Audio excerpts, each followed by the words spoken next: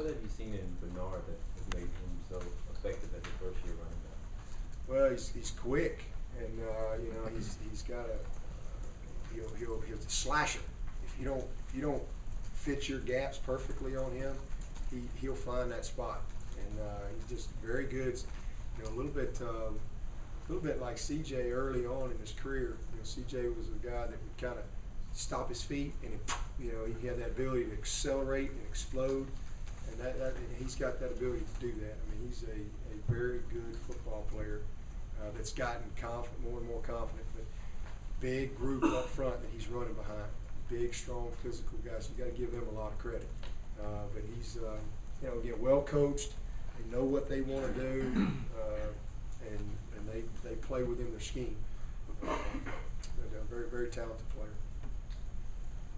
Dabo, we saw out of Ellington Saturday, you know, more of what we saw last year. Is that just a product of him starting to get healthy, fully healthy again? Yeah. Oh, yeah, absolutely. That's the first week he's practiced every day in a while. I knew he was going to have a great game.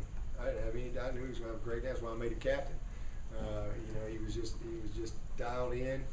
And I saw it last week against BC. You know, like I said, he played well. He felt great after the game, and he had a great week of practice. And I wasn't surprised at all to see him have that kind of game.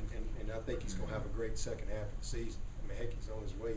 You know, be 1,000 yards here pretty soon. But it's not like he's had a bad year. But he had 2 or 3 games there where he just banged up. You know, he got hurt in the Auburn game and had to come out, and then he just literally played at about 80% versus Florida State, and then it was tough sledding up there against Virginia Tech. You know, it was a tough team to run the football on, and but he got himself back going and against BC, and I think he's poised to go have a great second half. You touched on Sammy's work ethic last week on how he gets ready for games and how mature he is and stuff like that. Can you talk about his hands for a minute? Because some of those catches, those touchdown catches he's had in the second half of last game, the way he brought it in, it was just kind of impressive. Looks like Spider-Man out there, doesn't he? You know, just sticks to it. It's unbelievable. He's got great hands, and he attacks the football as good as anybody I've ever seen. I mean, that's one of his, you know, qualities that makes him special is he attacks the ball. He doesn't sit around and wait on it. I mean, he's got great body control, and you put that type of mentality, body control with the fact that he just has incredibly gifted hands, strong fingers. I mean, he gets his grip on it, it's over. He's something else. He's special. You mentioned it the other day, you challenged the offensive line. Talk in specifics about some of the development of some of those guys. This year, a guy like Brandon, who finally has begun to deliver for you, and Philip Price, who kind of came out of nowhere in the past year or two. Yeah. How about Price? Let's just start there. I mean, you know, I don't think any of y'all in here, y'all all wrote him off. There wasn't one of you in here that felt like he was going to be our starting left tackle. I mean, you know, and that guy, I mean, he's changed. I mean, that guy has made us a good offense. I mean, he has been our most consistent player in that offensive line. And and a lot of that goes to the fact that we moved him last year, and we were very patient with him. We knew he was going to be a project. He never played offensive line, and he played D-line and he played tight end. But he spent the year learning from Chris Hairston, very good player, and he was ready. He was ready. He was physically ready, mentally ready. He's become one of our smartest players up front from a football knowledge standpoint. I mean, he knows and prepares every week. He knows what's going on. He sees it. He gives you great information when you come off the field, and we don't have a tougher guy on the team. I nominated him for what's that award? The Burlsworth Award. I mean, if there's a walk-on out there having an impact with this guy, it can't be many of them. I mean, he is. I just wish I had another year from him. I mean, this guy is a good football player. I think he's got a chance to play on Sunday. So, you know, that's where, that's the kind of impact he's made, the type of progress he's made, fundamentally, technically, and so forth. Brandon Thomas is really come on.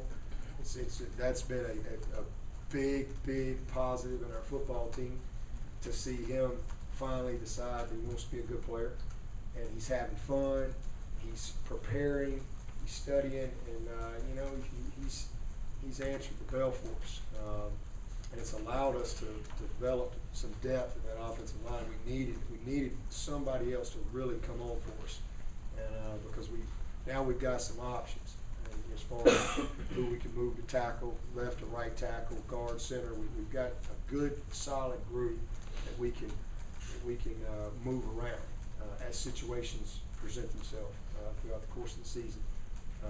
But Brandon is a very physical player, and you know, with a lot of the pulling and things that we do with our guards, really gives us a great athlete in there. So I'm happy with him. Dalton is outstanding. I mean, he is a great leader. He's a great. It all starts with 55. He is a tremendous communicator. His snaps are on the money. He has to do more than anybody, and just count on him. And he loves to play. He's a coach's son, and it's like, you know, it's like having a coach out there. That's what it's like, having Dalton Freeman on the field every single play. It'd be like taking Robbie Caldwell, you know, and whipping him into shape and throwing him out there and playing. You can imagine that, but that's how I mean, that's Dalton. And then Big Mac he is a man child. You know, when he's dialed in, he is incredibly physical, very strong. He'll get a little tired from time to time, and I mean, he's a big man. And we got to do a good job of making sure we rotate our guys in there a little bit better, maybe, and especially as we get the second half of the season. But Max done a heck of a job for us. He's had some critical blocks. You know, he'll make a mistake, he'll come back, he'll correct it. Landon is he gets the most out of what he's got every single week. You get every ounce of Landon Walker every practice, every meeting, every game. You get everything he's got. And you know, again, several of those guys are going to be playing after Clemson. And Landon's one of them. Just a great leader for us. You know, he is a great leader for this football team, and proud of him, because where he's come from to where he is right now is amazing. All those guys, but Landon in particular. I mean, he as a redshirt freshman, he was, you know, not a very good player, and he was having to play a lot. He wasn't ready, but he was having to play, and it just wasn't pretty. But he has gone against. You know, I always go back to Bible teachers. It's iron, you know, as iron sharpens iron, one man sharpens another. And Landon Walker has gone against some great defensive players at Clemson. I mean, some men every single day. And he was a guy that's either going to get better or just get passed by. And he has worked his tail off fundamentally and technically and mentally and physically to make himself into a very good player. So I'm just really pleased with our offensive line. We got to bring some of those other young guys along, and they're making progress. You don't see a lot of them playing on game day. Unfortunately, you know, we haven't had, you know, many just snoozers, but you know, they're making progress. They're getting better. They're getting coached every day. They're watching film. They're learning from mistakes. They're getting the same amount of reps as our first team's getting right now. So, you know, they're developing, and I think our future's bright there. Getting a lot of national attention, everything, the records being broken, your accomplishments. How does that play into recruiting for? Are you seeing people sending more tapes or making more calls to the program here? Well, you know, recruiting is something that we've worked really hard on for the last couple of years, and we've made a lot of progress. You know, we signed I think we signed a a good group each class, and obviously this year really was a special group, but I think we're going to put together another one in this class. But absolutely, anytime you have success, I mean, it affects a lot of things, and so no question when young people see your brand on TV, they see that Paul, they might like you a little bit more, and so it's important. That's why it's important that you build a good program and that you do things the right way, and that you handle adversity the right way and you handle the success the right way. All those things matter, and but yeah, we're recruiting very well, and I think we'll continue to do that, and we'll try to take advantage of our success in every way possible on that front. Because sometimes maybe you weren't in it with a guy, and all of a sudden you are, and you evaluate that as you go.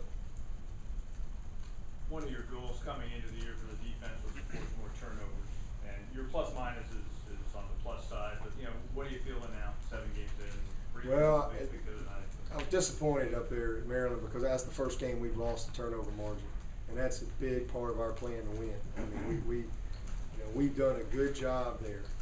I think we're +4 on the season, which is good. But we've had a couple costly turnovers. It's one thing to turn it over; it's another thing when it's points the other way. We just gotta keep doing what we've been doing, because for the most part we've been very efficient, and defensively we've done a good job. I'd like to see us create a couple more. We've left a few on the table, where we've dropped a couple.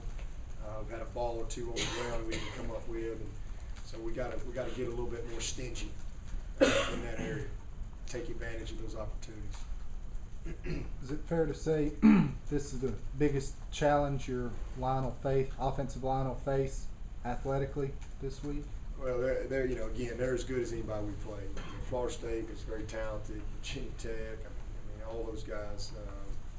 But as a group, these guys are as good as anybody.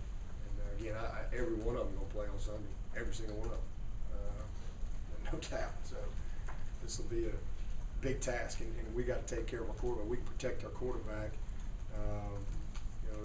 That'll give us some opportunity to open up some things. You talked about the structure you have going on here with regard to Bellamy. You have a policy for Gatorade baths after the game. It seems like if it, I don't know, old fashioned maybe, but it seems like that should be reserved for. No, we have no policy. Maybe we need to institute one. I might let you write that up for me, Bart. I'll present it to you. First of all, it wasn't a very good shot at you the other night. Well, no, they got me pretty good, but they got the troopers over the real top of the good. head. I didn't see it. I was running over the field. They caught me off guard. Now you know what? Hey, they can Gatorade bath me every game for all I care. It don't matter. When you get in Gatorade bath, it usually means you're winning. And so, I don't know. I don't even know who did it. To be honest with you, I probably should have video surveillance and where I can get them back. Maybe curtail that. But I don't. I'd rather have that than too many Gatorade baths than Not enough. Not enough. That's right. Landon said last week that a noon kickoff or early game kickoffs are hard to get motivated for. The primetime games is what this team strives for, but you guys obviously have a noon kickoff. Is there something as a coach you might have to say or do with your players to get them a little extra motivated for an early game? No, I think this team's beyond that. We played a lot of noon games here for whatever reason. We go on the road, we got to play at night. We play at home, I got to play at noon. Get home at 4 o'clock in the morning. I don't know how all that stuff works, but it is what it is. But as I've said many times, you can't allow things you don't control to impact your performance. It is what it is. If it's raining, you still got to play well. If it's freezing, you got to play well.